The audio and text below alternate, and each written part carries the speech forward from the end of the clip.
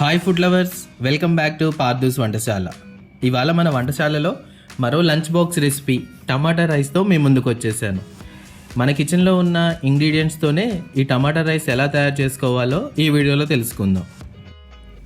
ఇందుకోసం ముందుగా stove on చేసి ఒక కుక్కర్లో 4 టేబుల్ స్పూన్ల ఆయిల్ వేసి ఆయిల్ కాస్త వేడయ్యాక సన్నగా చీల్చిన 4 పచ్చిమిరపకాయల ముక్కలు, 2 రెబ్బల కరివేపాకు, 2 టేబుల్ స్పూన్ల తాలింపు దినుసులు వేసి వేయించుకోవాలి.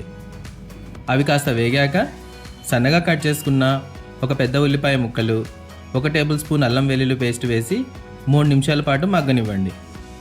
తర్వాత ఒక అనాస పువ్వు, 2 లవంగాలు, 1 ఇంచు దాల్చిన చెక్క, కొంచెం జాపత్రి, కాస్త కసూరి మేతి వేసుకొని నిమిషం పాటు వేయించి సన్నగా కట్ చేసి పెట్టుకున్న 5 టమాటాల ముక్కలు, 1 టేబుల్ స్పూన్ ఉప్పు వేసుకొని ఒక 3 నిమిషాల పాటు మగ్గించండి.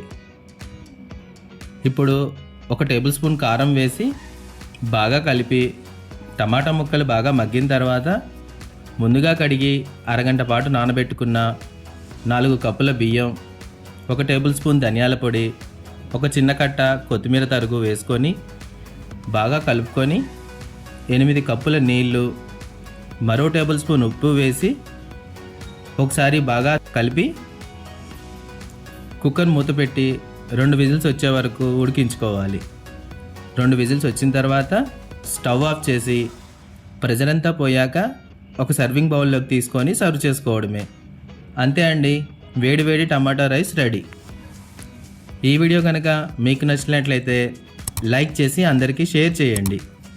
ఇలాంటి మరెన్నో వీడియోల కోసం మన ఛానల్ని సబ్స్క్రైబ్ చేసుకోండి.